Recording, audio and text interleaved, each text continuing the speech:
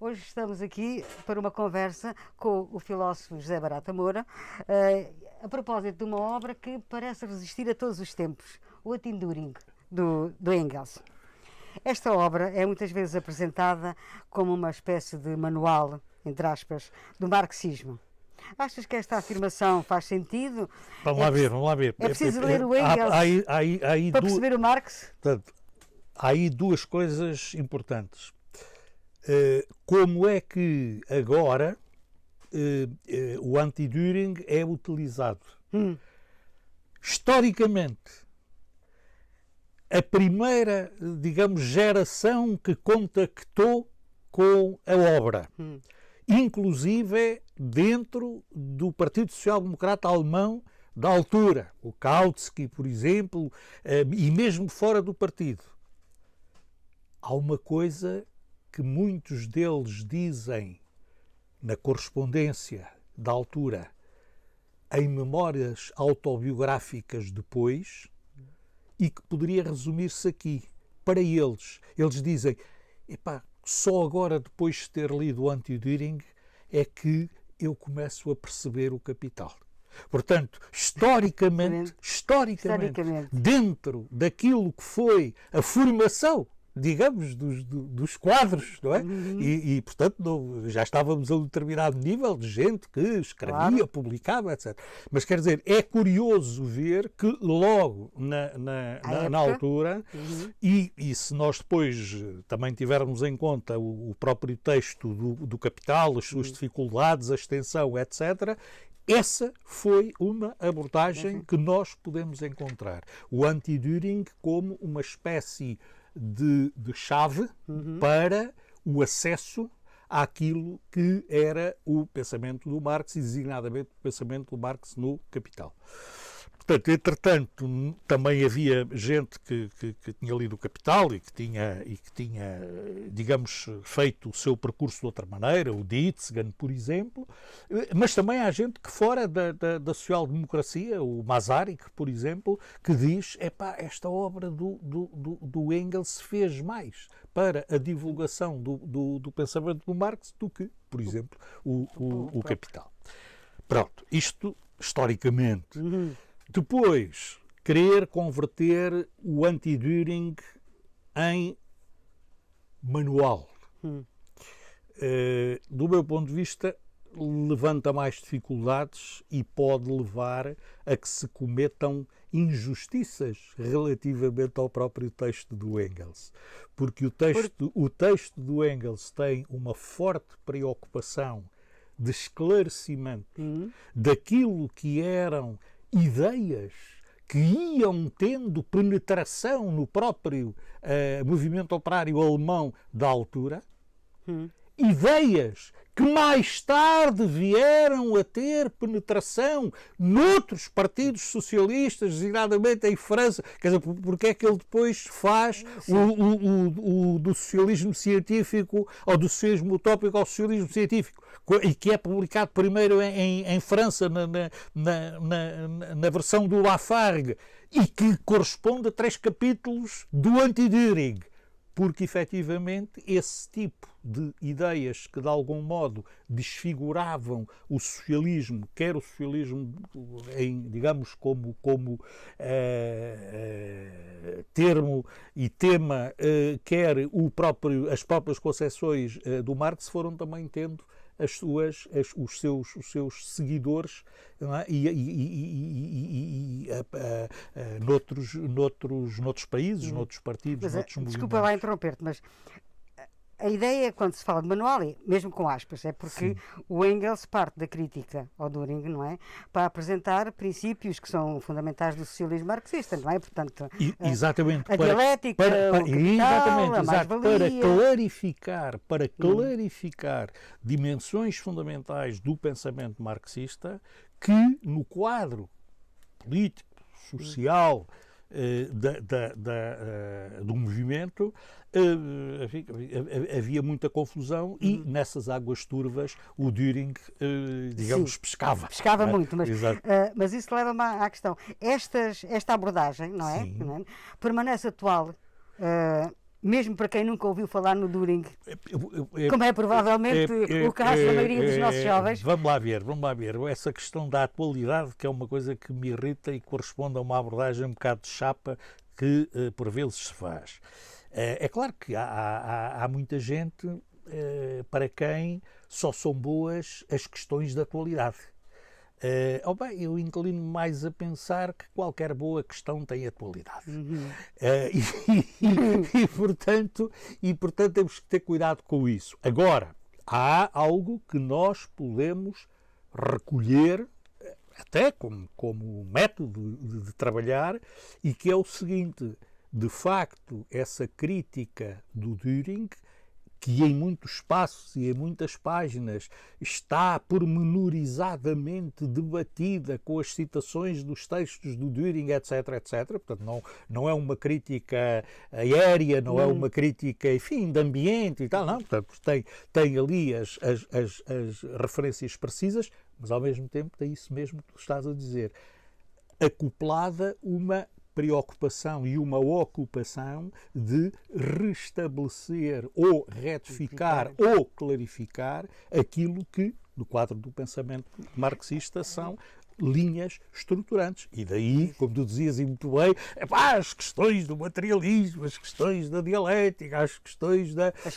mais-valia, as questões de que o socialismo, enfim, não é apenas um conjunto de boas intenções ou de inquietações morais, quer dizer, tudo isso que efetivamente estava, de alguma sorte, teorizado nos textos do Düring, mas que tinha penetração, digamos, da maneira das pessoas pensarem, e de pessoas que, honestamente, eram devotadas, digamos, a uma luta, a um combate, a um movimento.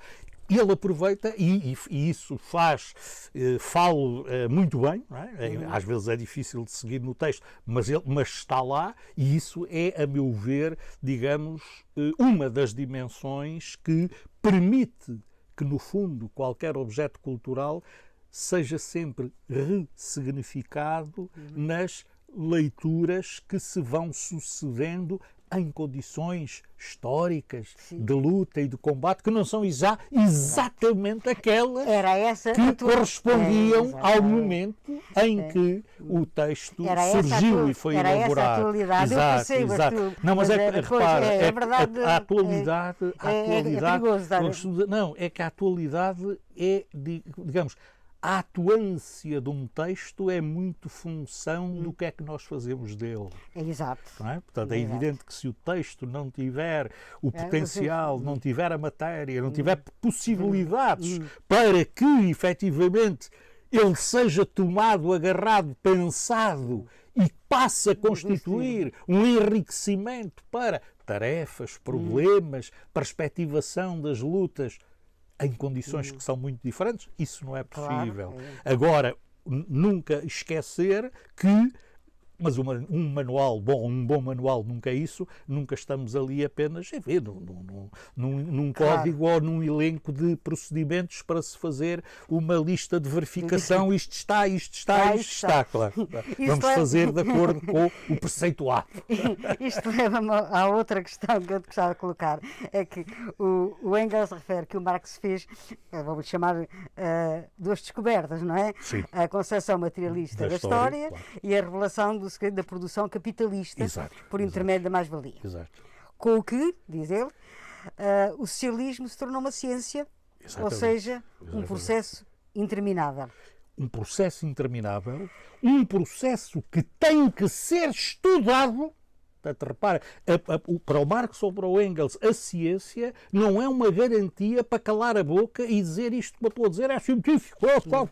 Não. Significa uma exigência de rigor no estudo das realidades e da dialética das realidades, e isso funciona em relação ao passado, como isso funciona relativamente ao socialismo, que para eles é um processo que está a decorrer. Não são umas ideias que estão na cabeça, como dizem no manifesto de algum melhorador do mundo. Exatamente. Justamente. O Düring, não é? Apresentava um modelo acabado. Claro. Não é? Claro. É que não era só um modelo acabado.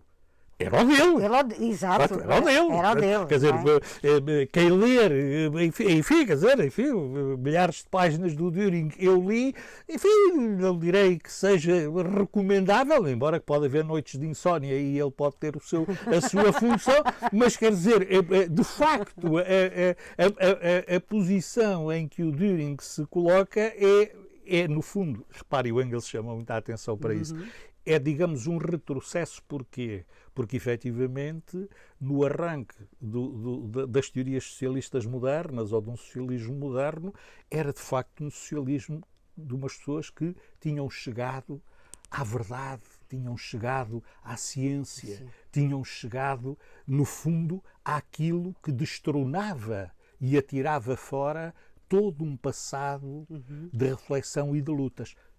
O Engels contra isso, o anti-Düring, e enfim, o Engels não pode ser suspeito de utopista, mas digamos, um dos aspectos centrais no anti-Düring é exatamente a leitura e a valorização que o Engels faz daquilo que foram as contribuições dos primórdios das teorias socialistas no seu tempo. O que é que o Engels critica?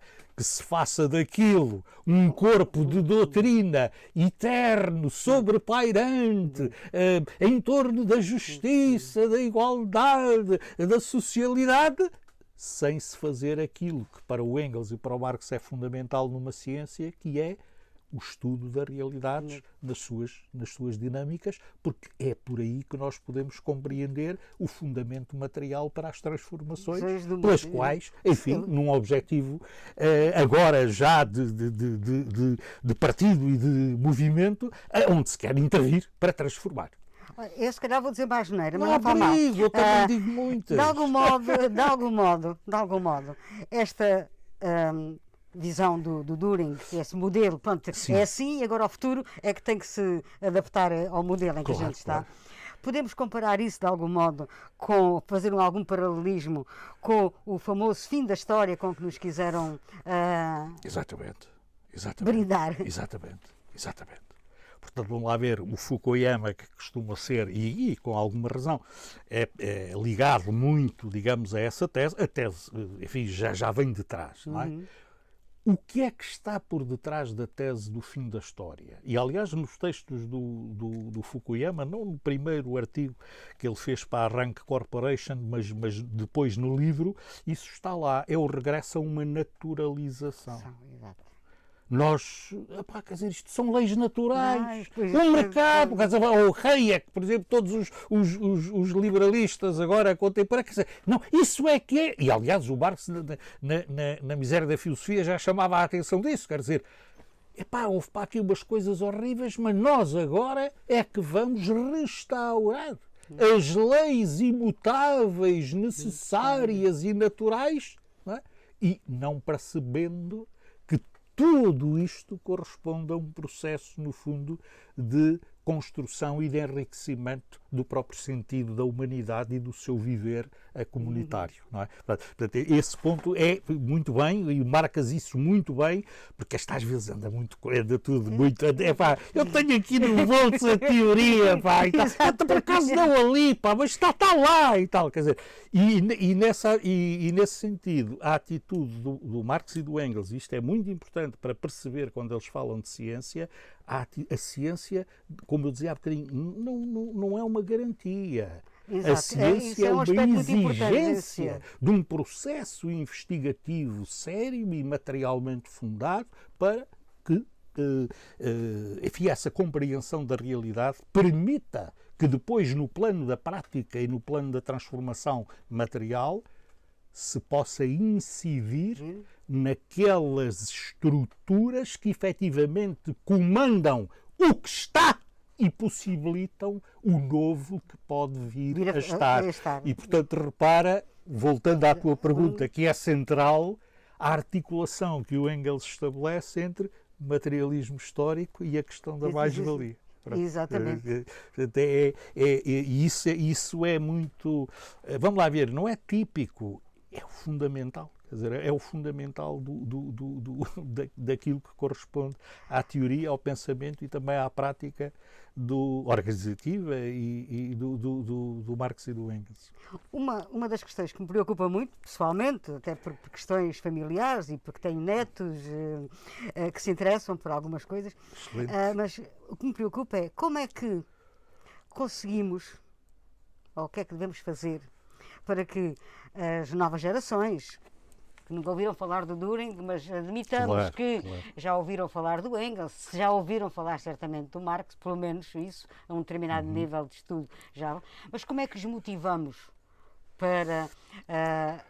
esta pode ser uma boa obra de motivação, ou como é que os motivamos, quer dizer, uma razão assim, não é, quer dizer, não é, eu sei que não há respostas simples a estas coisas, mas como é que podemos motivar esta juventude? Não há respostas simples para problemas bicudos, mas vamos lá ver, isto tem que ser, a meu ver, tomado e encarado como um processo e como um processo que há que desenvolver em vários patamares e, se for possível, tendo em conta uma coisa que no quadro da cultura é decisivo, que é não apenas que a cultura esteja acessível, mas que haja uma apetência cultural. Uma apetência cultural, sim. Essa é uma questão central. E, portanto, do ponto de vista pedagógico, do ponto de vista formativo, do ponto de vista, no fundo, do enriquecimento cultural, quer daquilo que é a plataforma a partir da qual nós vivemos e perspectivamos a nossa vida normal, que pode ser a da família, dos netos, do trabalho, das grandes questões políticas, não é? Pronto. O que é que acontece? Termos essa dimensão como uma zona de cuidado. Cuidarmos disso. E nós dizemos, muitas vezes as pessoas dizem, isso não me interessa. Isso é para os economistas. Isso é para os filósofos. Para que é que isso serve? Para que é que isso serve? As pessoas dizem isto. Eu não preciso disso. Reparem que esta atitude tem por detrás, de uma maneira subliminar e de uma maneira nem sempre consciencializada, o quê?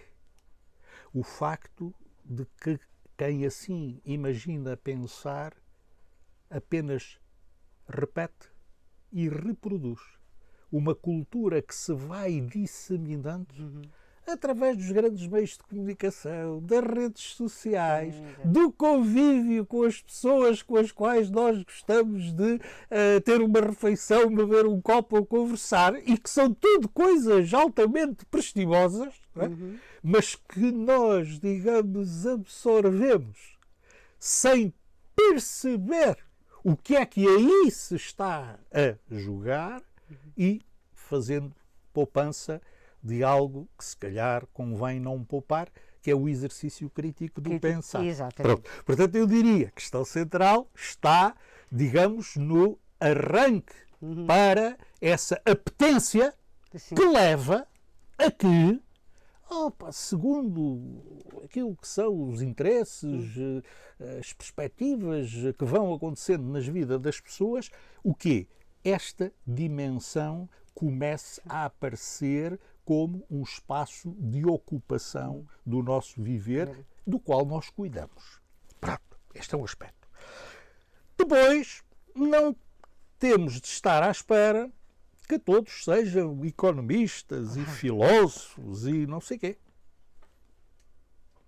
É muito importante que nós tenhamos economistas e filósofos que sabem ou que procuram saber ou que procuram investigar as suas áreas científicas de uma maneira rigorosa, às vezes pormenorizada, com aquelas miudezas que obviamente são aborrecidas. Sim. Calma. Mas não é... Quando um jardineiro fala das plantas do seu jardim, ele também refere coisas que, para mim, que não sou entendido em botânica, não é? Me parecem de uma especialidade e de uma tecnicidade que me ultrapassa completamente. Há um canalizador, um canalizador, um marceneiro, o que for.